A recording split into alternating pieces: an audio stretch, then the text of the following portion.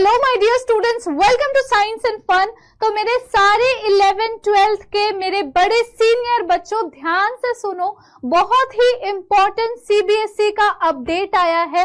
अगर अभी से इसके बारे में नहीं जानोगे तो एग्जाम के लिए प्रिपरेशन करने में आपको दिक्कत आएगी।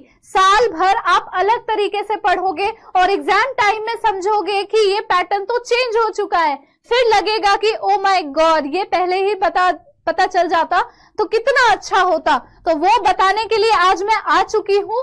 इस वाले सेशन को मिस बिल्कुल मत करना, लास्ट तक देखना। सीबीएसई ने एक बहुत ही इंपॉर्टेंट अपडेट दिया है बच्चों, जिसमें उन्होंने कहा है, सबसे पहले देखो कि ये सर्कुलर आया था 3 अप्रैल 2024 को और ये सारे सीबीएसई के बच्चों के लिए इंपॉर्टेंट है। जितने भी सीबीएसई के बच्चे हैं उनके लिए 11th और 12th दोनों क्लास के बच्चों के लिए बहुत ज्यादा इंपॉर्टेंट है, जिसमें जो एकेडमिक सेशन 2023-24 था उस टाइम पर जिस तरह का पेपर आया था बच्चों, जिस तरह का पेपर 23-24 में आया था उससे थोड़ा सा चेंज होगा 24-25 में। अभी करेंटली 11th में जो बच्चा है, करेंटली 12th में जो बच्चा है, उसको बहुत ही ध्यान से सुनने की जरूरत है।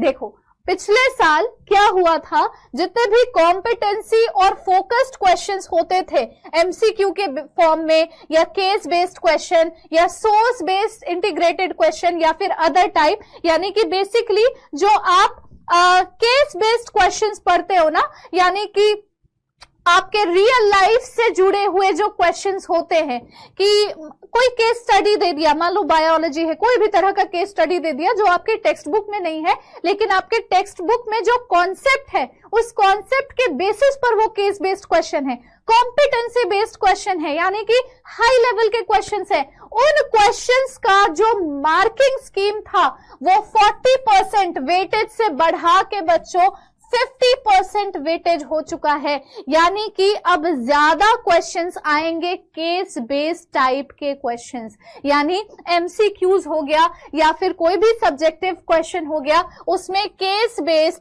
और competency focused question, source based integrated question बढ़ गया है, वो ज्यादा आपको आएगा। यानी अब आपको अपनी पढ़ाई इतनी तगड़ी करनी पड़ेगी कि आपको थोड़ा सा भी चांस नहीं लेना है। आपको हर तरह के केस स्टडी के लिए प्रिपेयर रहना है, आपको हर तरह के कॉम्पिटेंसी बेस्ड क्वेश्चन के लिए प्रिपेयर रहना है। कहीं से कुछ भी क्वेश्चन पूछा जा सकता है, जरूरी नहीं हो कि वो क्वेश्चन आपके टेक्स्ट बुक में दिया हो, जरूरी ये है कि वो क्वेश्चन आपके टेक्स्ट बुक में दिए हुए कॉन्सेप्ट के बेसिस पर आया हुआ होगा।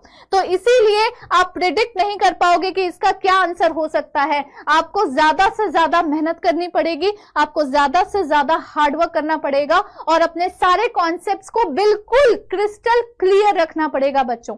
दूसरा है सेलेक्ट रिस्पॉन्स टाइप क्वेश्चन, यानी कि जो ऑब्जेक्टिव क्वेश्चंस होते हैं, एमसीक्यू वाले क्वेश्चन होते हैं, वो पूरे पेपर का 20% वेटेज रखते हैं और उतना ही इस बार भी है। इसमें कोई चेंज नहीं आया है, इसमें कोई चेंज नहीं आया है। एमसीक्यू पहले भी 20% थे और अभी भी 20% है। अब देखो constructed response question, short answer question या लॉन्ग आंसर टाइप क्वेश्चंस, जो पहले 40% ऑफ द वेटेज होता था पूरा पेपर पैटर्न में, वो अब घट के 30% हो गया है। यानी कि आप जो लंबे लंबे क्वेश्चन के आंसर्स लिखते थे, जैसे कि बायोलॉजी में अगर अभी कोई 12th क्लास का बच्चा है, वो 11th पास करके आया है, तो मान लो उससे पूछ लिया जाए कि how many types of hormones are there in pituitary gland, तो वो पूरा का पूरा लिखता था ना, कि एक लंबा सा क्वेश्चन बनाता था कि एंटीरियर पिट्यूटरी, पोस्टीरियर पिट्यूटरी, दोनों पिट्यूटरी में ये पास डिस्टेलिस, पास इंटरमीडिएट करके बहुत लंबा सा क्वेश्चन फ्रेम करता था।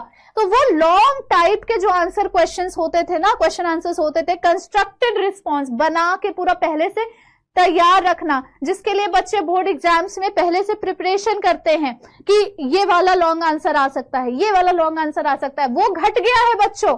वो 40% वेटेज से घट के 30% हो गया है। और जितने केस बेस्ड क्वेश्चंस हैं जो आपके सिलेबस के कॉन्सेप्ट के आधार पर आएंगे, वो बढ़ गया है फ्रॉम 40% टू 50%, जिसका सीधा सीधा एक ही कंक्लूजन निकलता है कि अब आपको अपने कॉन्सेप्ट्स पर फोकस करना है, अपनी अंडरस्टैंडिंग में फोकस करना है, अपने प्रैक्टिकल नॉलेज पर फोकस करना है। जब स्कूल में या फिर हम लोग थोड़ा बहुत कुछ भी प्रैक्टिकल नॉलेज आपको देंगे, आपको उसे तुरंत अच्छे तरीके से ग्रास्प करना पड़ेगा, अदरवाइज ये आपके एग्जाम में आपको थोड़ा भारी पड़ सकता है बच्चों। This was all about today's update. I hope मैं क्लियर हो गई हूं आप सारे बच्चों को। I hope I have made myself clear to you all. और इस चीज से आपको कहीं ना कहीं आपके प्रिपरेशन में थोड़ा डिफरेंस आना चाहिए, आपके पैटर्न ऑफ प्रिपरेशन में, क्योंकि पेपर का भी पैटर्न थोड़ा सा चेंज हुआ है। ठीक है, तो all the best for your preparation. बहुत ज्यादा टाइम है और हम भी आपके प्रिपरेशन में पूरा आपका साथ देने वाले हैं। Take care, thank you so much. मिलते हैं हम लोग अगले इंपॉर्टेंट अपडेट के साथ। तब तक के लिए take care and bye bye.